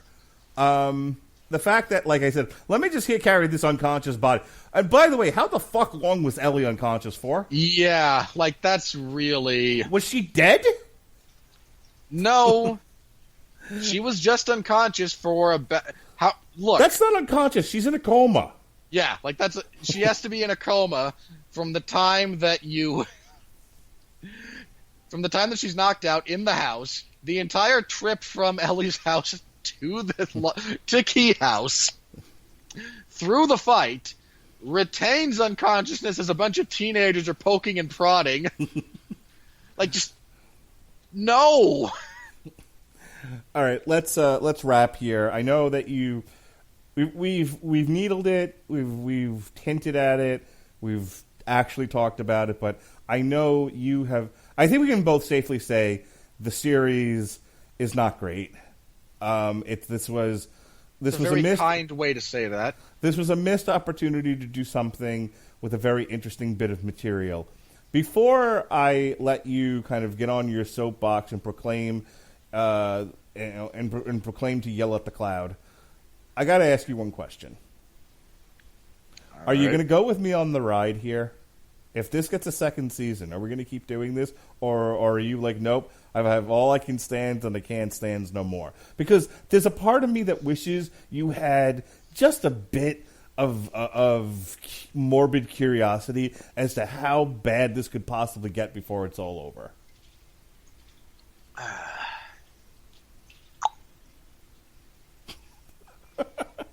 It's a very interesting question you have posed to me. Just think of how all the fun we had with Iron Fist and Luke Cage and Daredevil and Jessica Jonesy. Look, those had redeeming qualities. Okay, wherever we landed on them being, net positive or net negative, we came away from all of those, possible exception of Jessica Jones Season 2, with some good things to say about the series, about the season. Maybe Locke and Key Season 2 will have more concerts.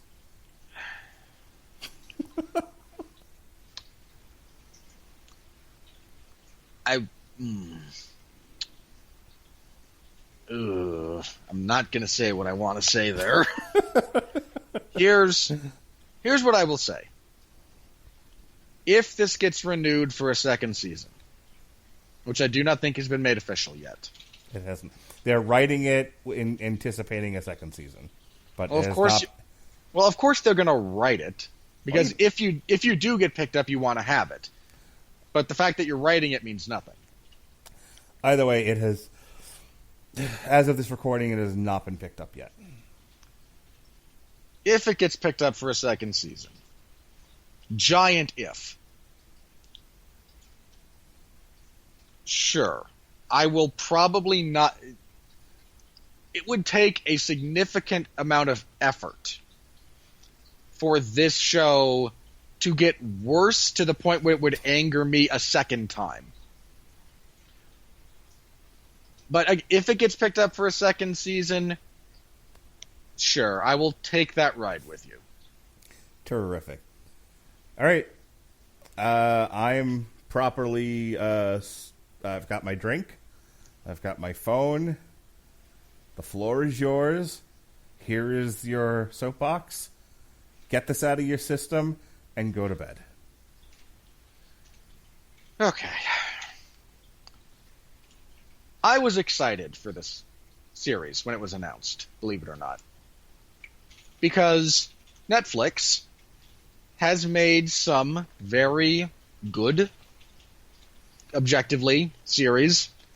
And has made some series that, even if it's not good, I enjoy, that are not identical to this in terms of source material and tone, but similar. I mean, we had The Witcher earlier, and we had The Witcher not too long ago, which we enjoyed. Mark, you and I talked about that along with a few other people. We had fun with that. Yes, sir. I would have even settled for a Stranger Things vibe. Because Stranger Things, believe it or not, I think what makes Stranger Things work, in addition to the nostalgia, is that it's not afraid of being dark, appropriately, and being a horror show. It leans into it. I mean, the crux of season 3 is an entity that is like liquefying human tissue and reconstituting it into itself. Some of it's human, some of it's animal. Like the scene where I forget the character's name, my sincere apologies. The scene where the two older kids are chased through the hospital by that thing, and especially if you include a couple of the humans that are close enough to be influenced by it psychologically, but haven't been broken down and turned into this creature yet, they lean into, hey, we are a horror show. I wouldn't say first and foremost, but it's an important part of what goes into our product. This show runs screaming in the other direction from anything, not just horror related, anything that even approximates interest or I'll say darkness, but I mean appropriate darkness. I'm not a big fan of grimdark for grimdark. But this runs screaming away from even the appearance of those things. And I'll give you an example. The decision to have Nina be a recovering alcoholic rather than an active alcoholic like she is in the source material. It's a decision that seems to give them an excuse to alter how her alcoholism manifests. I mean, let me be clear about this. The fact that, Ty and Kinsey recognize that their mother has started drinking again because she's happy and lovey-dovey. That's a way certain alcoholism manifests, and I certainly don't mean to diminish what type of hardship that can cause. But it's also resolved within an issue, like within an episode or two. Probably less, actually, now that I think about it. It's an excuse for them to, again, like, pay a bit of lip service to the... They don't even have the guts to actually have her go into an AA meeting. Like,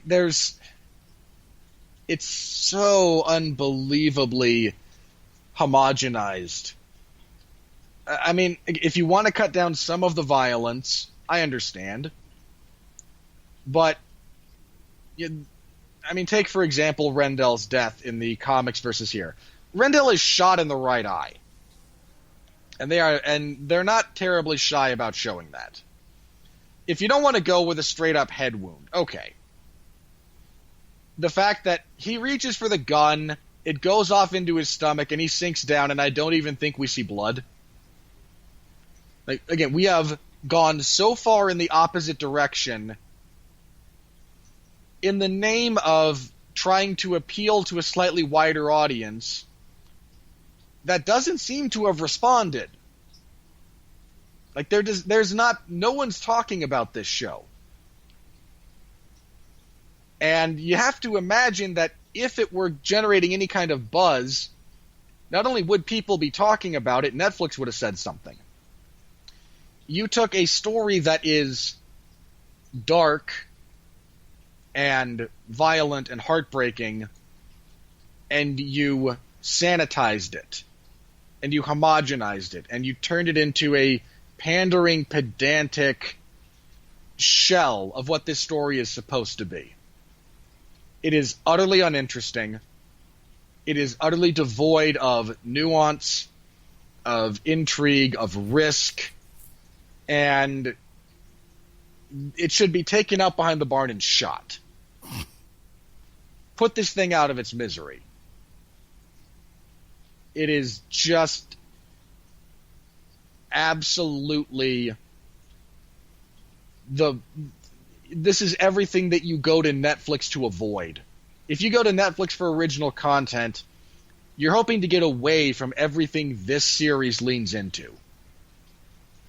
It's just sad and weak, and it has no legs, it has no writing.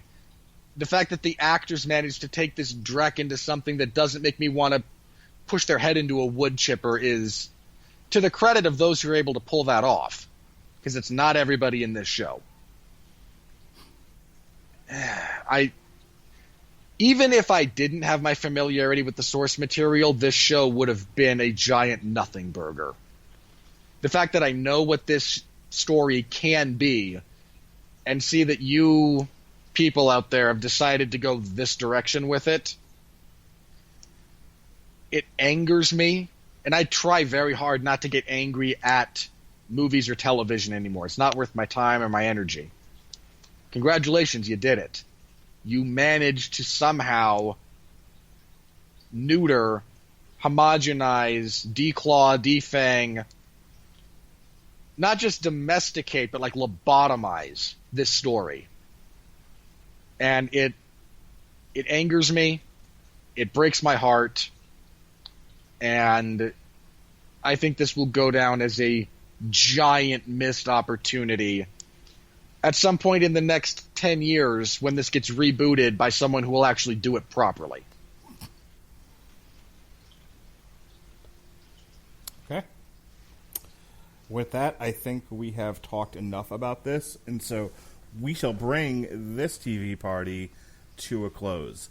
By the way, I watched the first episode of October Faction, and I've read the trade in preparation for the source material on it. This thing is fucking Beowulf compared to that. Okay, hang on. How do you mean? Let me try again. This thing is the Wire compared to that. Wow. Really? It's not good. I was telling Jesse, and I talked a little bit about this on the source material. A part of the way that I construct the podcast calendar is I go through the Wikipedia list of what's coming out, and I will usually pick stuff that I have, an interest in, or that I know that the people, my collaborators, have an interest in. But in the absence of that, you pick stuff that annoys me. That's a much higher criteria than you're giving it credit for. And in the absence of that, I will see what is an adaptation. A lot of stuff is adapted from novels, which we're not that high class around here. But hold on, you're not that high class around here.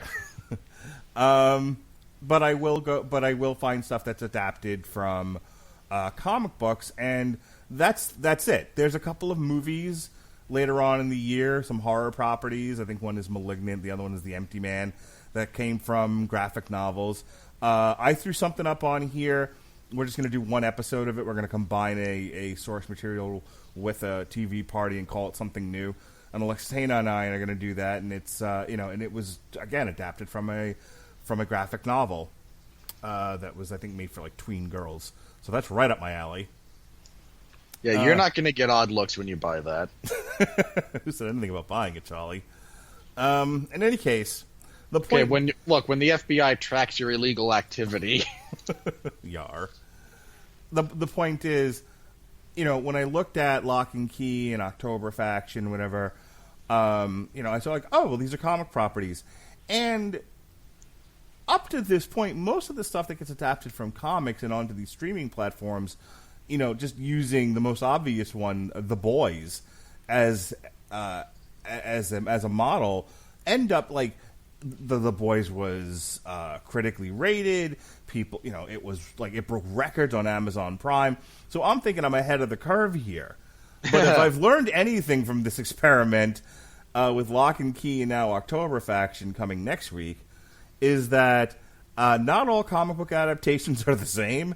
They all don't end the same, and I really need to give these a look-see before I'm just like, all the schedule. I said last year, going into 2020, I really don't want to be doing this every night of the week. I have utterly failed at that, but I digress. My goal going forward into 2021 is going to be stop throwing things on the schedule just to do them because they came from a comic. This has been an utter failure, and I should stop doing it. I think that I would have told you, like, October Faction, probably not a good idea. I would have said we should do this one.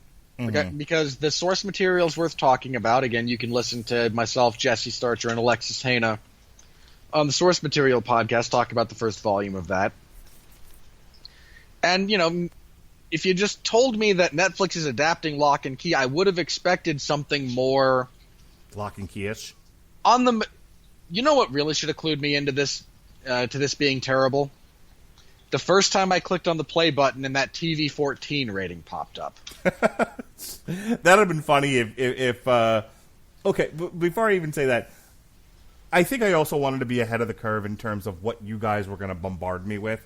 Because I get a lot of, from internally from people that I podcast with, hey, can we talk about this? Hey, I think it might have been Alexis, who was like, are we doing Hunters? And I'm like, fuck it, I've booked this whole calendar out now until May. I have no room. There's actually stuff I want to talk about. So I have to draw a line somewhere. But that's the problem is I think I tend to fill up the calendar with okay, Locke and Key would have been one you would have said yes, but nobody was asking to cover October Faction. No, again, I would have lobbied for Locke and Key, and I would have been just as disappointed. Like, we would have been having this same discussion.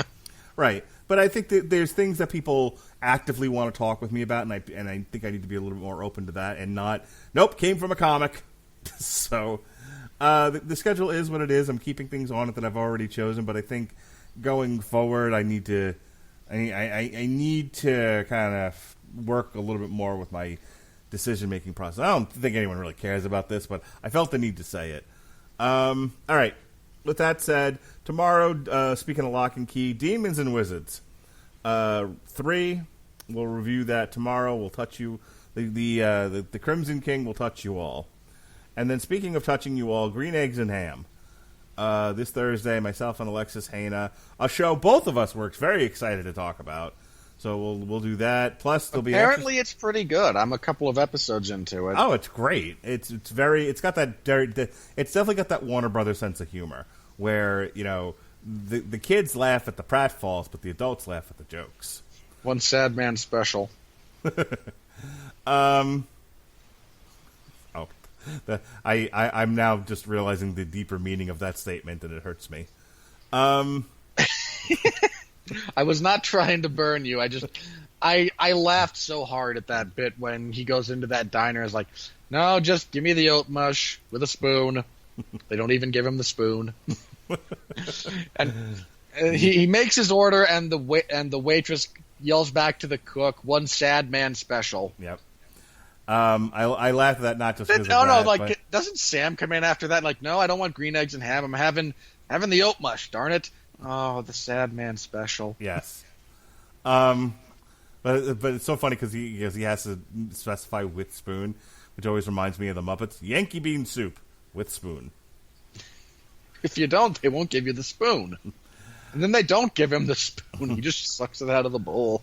So this Saturday, no boxing coverage because AEW Revolution will be taking place, and as soon as it's over, I got to record with the man Larry Zonka. But Sunday, for Larry Zonka, I gotta shower and put on a tux and behave myself.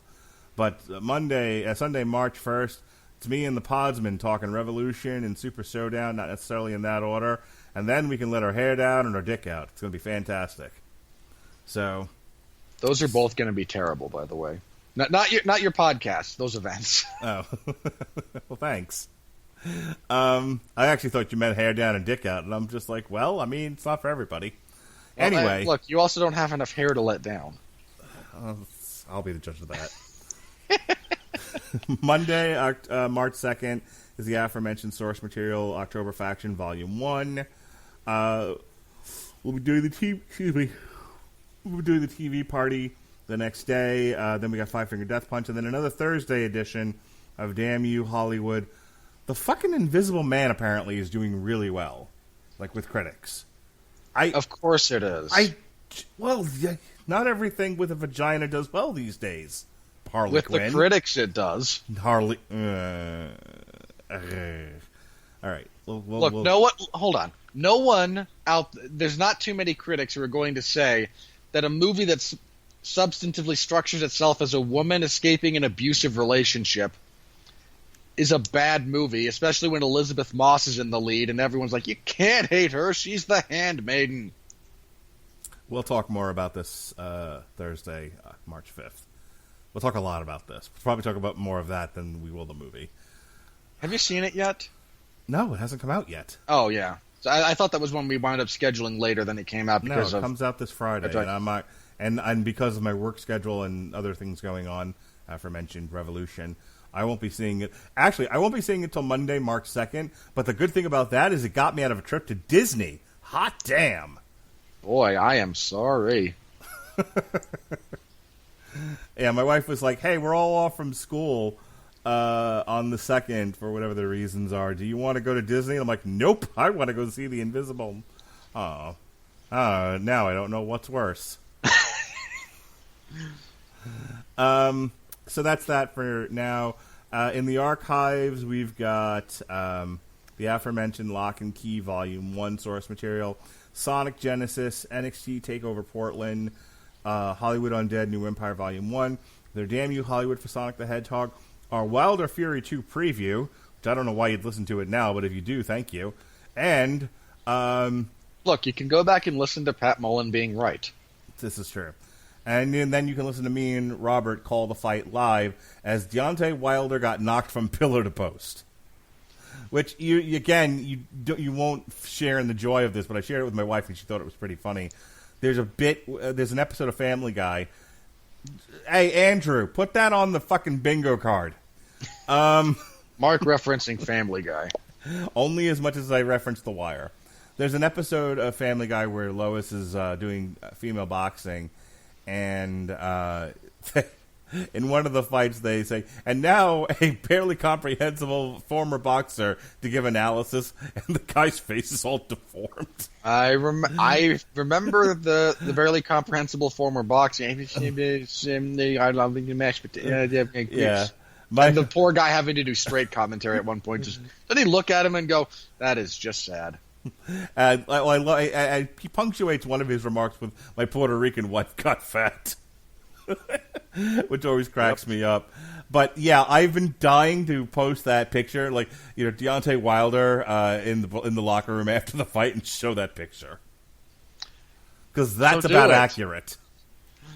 Oh, and now his excuse of, well, my costume weighed 45 pounds. Oh, I don't. No. We'll be here for another hour as I scream into the ether about how A, how did you let that happen? Then you're an adult. B, no. Yeah, my thing is more on the second part. If he had lost by a razor thin margin, and he had come out and said, "Yeah, that thing I wore to the ring weighed 45 pounds, and it might have taken a little something out of my legs over the course of a 12-round fight," I might have bought that. If we were operating and talking about a fight that operated at the highest level and success was determined by the thinnest of margins.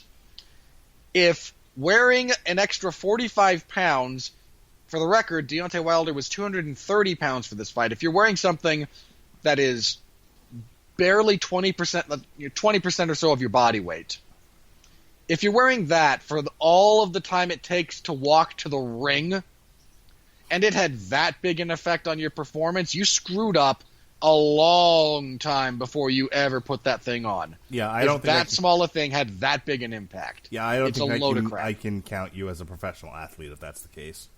All right, Deontay Wilder, unencumbered by AA batteries, is now like the sea-level Kane of boxing. Apparently, it's ridiculous. So that's all of my plugs. Go quick, do your plugs. Let's get out of here. This last Sunday on the 411 Ground and Pound MMA podcast, we broke down all the results from the UFC in Auckland show. It was a good enough card in practice. I think if you looked at it on paper, went, not bad, but not great, but certainly not bad. A serviceable fight night. It largely played out that way. We previewed this upcoming card, which is so bad on paper. Yes, while everybody else is watching AEW Revolution, you'll be covering Benavidez versus Figueiredo. Good for you. Mark? Okay, first of all, I would not be watching AEW Revolution anyway. Would you be watching Mikey Garcia versus Jesse Vargas on DAZN, which rhymes with Endzone? That is slightly more intriguing to me than AEW at the moment. There are, the UFC's promotional push for this event has been almost non-existent. They've done a little bit of hey, it's a title fight. Okay, fair, title fight. Oh, is it really? Yeah, that's for the vacant flyweight title. Oh, that's not Henry Cejudo's anymore? He's never coming back to the division. So the stupid fight they're having in I almost said Puerto Rico. In Brazil, I want to go to bed so badly. They're in Sao Paulo, and it's going to be Cejudo and Aldo for the bantamweight title, which is also a really stupid fight. Got it. MMA's a circus. Go on. You ain't lying. Well, it's not just a circus. It's also a slave to its own schedule of content that it has to produce. So I know the feeling. Yeah. I know you do. So, point being, anything approximating the promotional push for that card that I've seen, it's Benavidez and Figueiredo. Again, fair enough, great fight. Vacant title, top two guys, sure. Perfectly serviceable. Everything else on that card, it's been like, hey, there's 7 debuting fighters. Who are you looking forward to seeing? Or, boy, this guy scored a flying knee knockout on Dana White's Contender Series. Aren't you excited for them to be in the UFC? No. Because I have seen the product of the Contender Series at this point, sir, or madam, and it tends to produce scrubs. people who are inclined towards a singular moment of spectacular finish, but if you put them in against the rigors of an actual world-class athlete or top-level MMA fighter, they fall apart because their game has been structured around impressing Dana White in one fight, rather than being an elite-level MMA fighter. Yeah, that card is so... There's 2 women's featherweight fights on the main card. 2! It's so bad.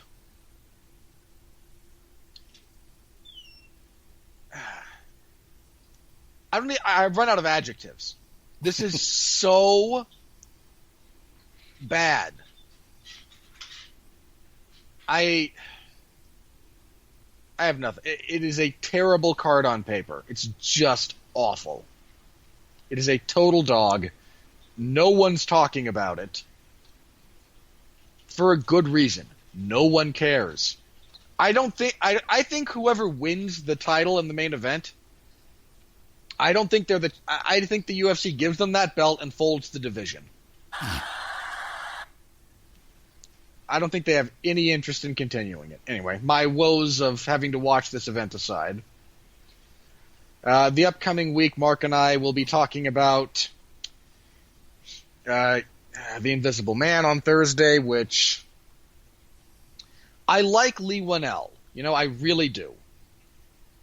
And if there's a genuine twist at the end of this where the guy in question did just kill himself and she's in the midst of a psychotic break, I would love that.